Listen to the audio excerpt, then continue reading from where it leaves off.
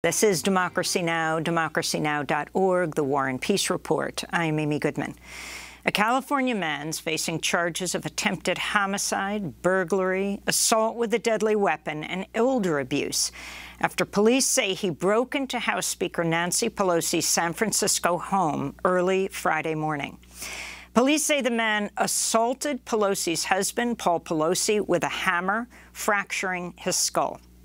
The assailant, who has been identified as 42-year-old David DePapi, reportedly yelled, "Where is Nancy? Where is Nancy?" The House Speaker was in Washington at the time. According to some press accounts, the assailant had zip ties and duct tape with him at the time of his arrest. Police say they're still determining a motive for the attack on Paul Pelosi, but numerous outlets report the assailant had posted conspiracy theories online about QAnon, about the 2020 elections. So many of what he posted was anti-Semitic and filled with hate. The man's former partner described him as mentally ill. In a letter to other lawmakers, House Speaker Nancy Pelosi said she and her family are heartbroken and traumatized. Paul Pelosi was hospitalized after the attack required surgery on his skull. The attack came less than 2 weeks before the midterm elections, sparking new concerns about political violence. Democratic Congressmember Debbie Dingell of Michigan warned, quote, "Somebody is going to die." President Biden addressed the attack on Paul Pelosi Saturday. I want to make a brief statement about Nancy and Paul Pelosi. You know, talk to them. He seems to be doing a lot better. Looks like he's going to recover fully. And but also, don't know for certain, but it looks like this was intended for Nancy. He kept asking, "Where's Nancy? Where's Nancy?" It's one thing to condemn the violence, but you can't condemn the violence unless you condemn those people who continue to argue the election was not real, that it's being stolen, that all the malarkey that's being put out there to undermine democracy. The talk has to stop. That's the problem. That's the problem. You can't just say, "I feel badly about the violence." We condemn it. Condemn what produces the violence, and this talk produces the violence. So that's President Biden. To talk more about the attack on Nancy Pelosi's husband and other issues, we're joined by Khanna, Democratic member of Congress from California, Deputy Whip of the Congressional Progressive Caucus, and a member of the House Armed Services Committee. So let's begin with this attack, Congressman Khanna. The significance of him saying, "Where's Nancy?" It's not just asking where she is in the House, but that was the kind of mantra as the insurrectionists tore through Congress on January 6th, as they then also shouted, "Where's Nancy?" The word is now, according to both the San Francisco police chief and others, that Paul Pelosi had the wherewithal to hit 911 when the attacker was coming, but couldn't say anything. And so the dispatcher just heard the conversation between them and then understood what was going on. If you can talk about this and your concern about this issue of political violence, it wasn't only Congressmember Dingell who's talked about someone's going to die. Republican Senator Susan Collins of Maine also predicted something like this. Well, Amy, first of all, on a personal level, I'm just heartbroken and sickened by what happened. I've been to the Pelosi's house many times, as many of us have from the Bay Area. For decades, they have opened up their home to so many in the community for so many causes. And to see this happen after their dedication for decades to public service is just outrageous. And the president is right. Yes, we have to condemn the violence, but we have to go beyond that and see what is causing this radicalization. And it's the conspiracy theories, and it is the falseness and propaganda out there on media and social media platforms. And this poses a very difficult challenge for the United States. It's easy to say, let's take down speech that is an incitement to violence. That doesn't meet the Brandenburg test. The harder issue is, what do you do with speech that is blatantly false, that is conspiratorial, that may meet the First Amendment test, but still is leading to radicalization? And we have a responsibility in social media companies and media companies, as well as elected officials, to really be having that hard conversation about speech that's leading to radicalization in this country. And the Republicans who are speaking out, I mean, it's been shocking to see the lack of absolute condemnation going right on up to Trump. I haven't seen during the show if he has tweeted anything yet directly condemning what took place, but trying to link it to crime and then saying GOP is the party that can deal best with crime. Well, that's just factually not the case. I mean, we'll let the investigation play out, but it seems in this case, when someone is coming in and yelling, "Where is Nancy?" that this was targeted to the Pelosis. And we know from the initial reporting that this person engaged in many of the worst conspiracy theories, including election denialism. So I think that what we need to be responding to is the threat of political violence that is being stoked by conspiracy theories and propaganda and hate speech on social media and in our democracy. And the question for elected officials is, how do we tone down that temperature? How do we stop resorting to that kind of propaganda? And the question for media is, what is their responsibility, both social media and television? Speaking of social media, of course, Twitter's new owner, he calls himself the chief twit, of course, is Elon Musk,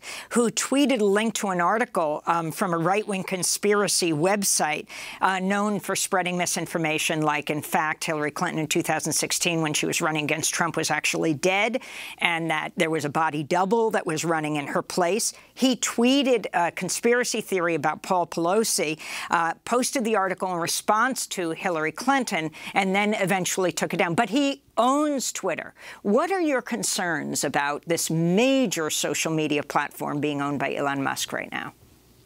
Well, I'm concerned what rules he's going to have that safeguard democracy and how we're going to do that in a responsible and independent way. To the extent that he wants to remove bots, fine, that can make the platform better. But the question is, can he create an independent entity that makes these decisions? So he's not making the decisions. Look, I don't love the fact that the Washington Post is owned by Jeff Bezos, but I'll tell you, when I submit a op-ed or when there's an article covering me in the Washington Post, I know that that's not Jeff Bezos making those decisions. They have an independent editorial board. They have an independent news department. That separation, at the very least, needs to exist in Twitter. Congressmember Khanna, I also want to ask you about the letter you signed with 29 other members of the Congressional Progressive Caucus urging the Biden administration to pursue direct negotiations with Russia for a ceasefire in Ukraine while continuing to arm the Ukrainian military. The letter stated in part, "We urge you to pair the military and economic support the United States has provided to Ukraine with a proactive diplomatic push, redoubling efforts to seek a realistic framework for a ceasefire. This is consistent with your recognition that there's going to have to be a negotiated settlement here, and your concern that Vladimir Putin doesn't have a way out right now, and I'm trying to figure out what we do about that." After facing a backlash, Progressive Caucus Chair Pramila Jayapal withdrew the letter a day later. Did you agree with her decision? Do you support the demands of this letter for negotiations? I stand by the letter, Amy. I think the letter is common sense. It's only in the Washington Beltway that diplomacy is somehow considered a scarlet letter. I have supported Ukraine. I will continue to support and stand with Ukraine in terms of the aid and the military they need to defend their sovereignty. I have been very clear that Putin's war is illegal, brutal, unprovoked. But we have to also look at the facts on the ground. Putin is engaged in barbarism. He's striking electricity units across Ukraine. He has 300,000 troops there they can mobilize to 3 million, and there is the risk of nuclear war.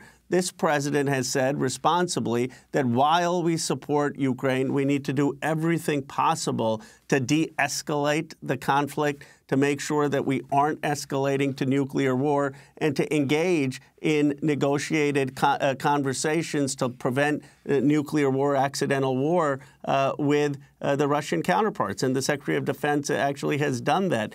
This letter simply affirms that while we stand with Ukraine, we also have those diplomatic channels. I didn't see anything, frankly, different than the thoughtful voices that the president has relied on, and also things that Admiral Mullen has said, that Joseph Dunford has said, that, frankly, President Obama in his Pod Save America broadcast said. And you have other countries, U.S. allies like France, for example, and Germany, that are continuing to speak with Putin all through this. The significance of the U.S. taking a very strong stand on this. I mean, you have President Biden saying he would speak with Putin about Brittany Griner, which is very important, that she should be freed. But what about ending this war? Well, look, I think that the facts on the ground show that courageously Ukraine is taking back territory, and we want to stand with them. We want to make sure that we recognize their courage and what they have done. But the question is, how do we both make sure that we don't escalate the conflict, and at the right time, how do we have a just peace and a negotiated settlement that recognizes Ukraine's territorial sovereignty? That, like most wars, is going to require conversation. We can debate when the appropriate time is, and we should make sure that the Ukrainians are consulted and nothing is done that they do not want. But it is in the United States' interest and in the world's interest for the administration, as they are, to be engaged in a diplomatic conversation with the Russians. And that's all the letter said. It was actually affirming in many ways what the president has been doing and pushing back against some of the less prudent voices in the Beltway.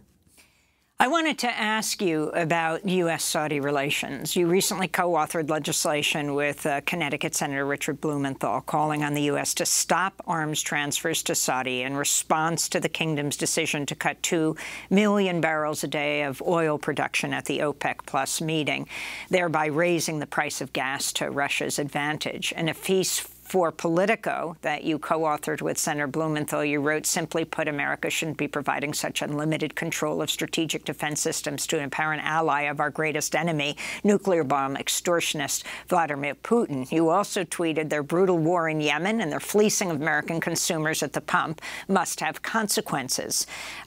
Talk about what you're demanding and how much support you have for this at this point, and what is happening in Yemen. Well, Amy, as you know, for almost 6 years in Congress, I, along with Bernie Sanders, have been working to try to bring the war to Yemen to a close. It's one of the largest humanitarian crises in the world, similar to the barbarism of Putin in Ukraine. It hasn't gotten as much attention. We had a ceasefire. Now that ceasefire apparently may be falling apart.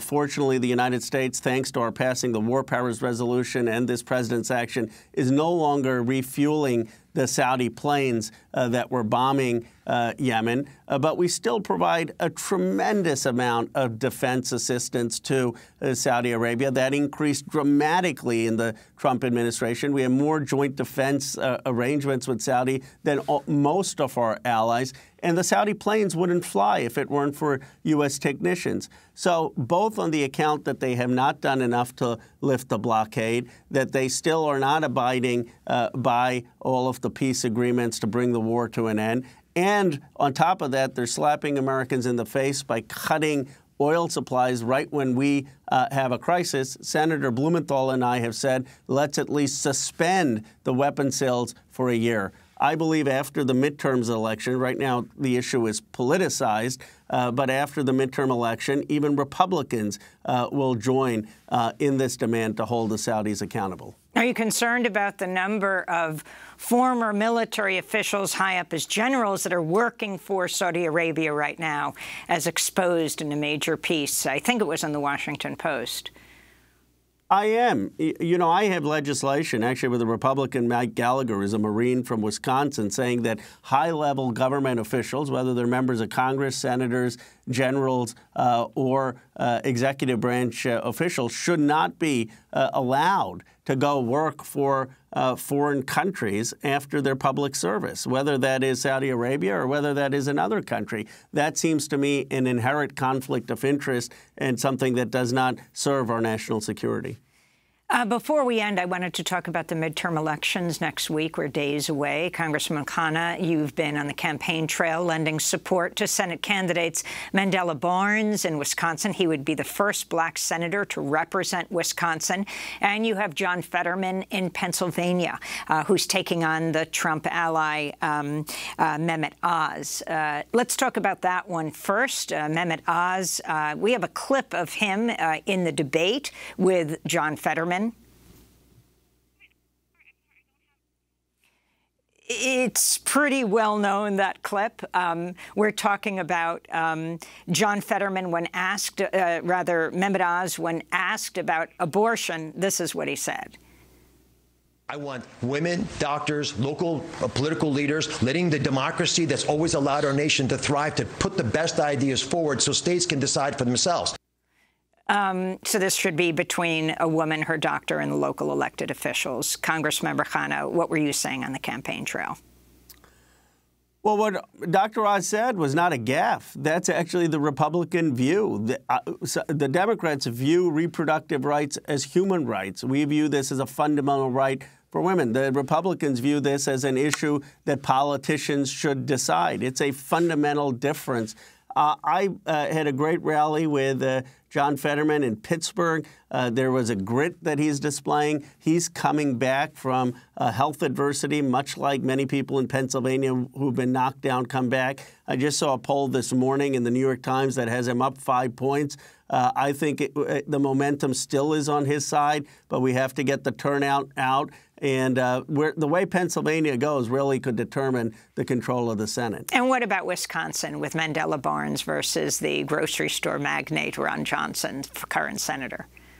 You know, Mandela is the American dream. I was very proud to support him early on in the primary. And he really is the son of working-class parents who has risen through sheer hard work. He believes in bringing manufacturing back to Wisconsin. He believes in standing up for the working and middle class. Ron Johnson has supported policies that has led to the private equity firms basically bankrupting Huffcore, led to the offshoring of manufacturing jobs, the hollowing out of Wisconsin. We have 5 seconds. It's a clear economic choice.